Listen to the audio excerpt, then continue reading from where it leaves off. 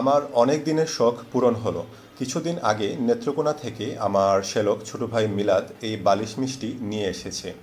শত বছরেরও বেশি আগে বালিশ মিষ্টির জনক গয়ানাথ ঘোষ বারহাট্টা রোডে গয়ানাথ মিষ্টান্ন ভাণ্ডারে এটি প্রস্তুত করেন। নেত্রকোনার বিখ্যাত ও ঐতিহ্যবাহী বালিশ মিষ্টি দেখতে আকারে বড় ও বালিশের মতো। এটি নরম স্পঞ্জের মতো এবং খেতে অত্যন্ত সুস্বাদু। সাধারণত ময়দা, ছানা, চিনি ও দুধ দিয়ে বিশেষ প্রক্রিয়ায় এটি তৈরি করা হয়।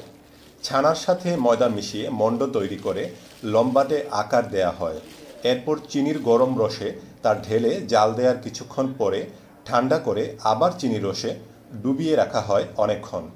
এই মিষ্টির স্বাদে ভিন্ন মাত্রা যোগ করতে ঘন সুস্বাদু দুধের মালাই দেয়া হয়, যেটা পলিথিনের ভেতরে দেখা যাচ্ছে।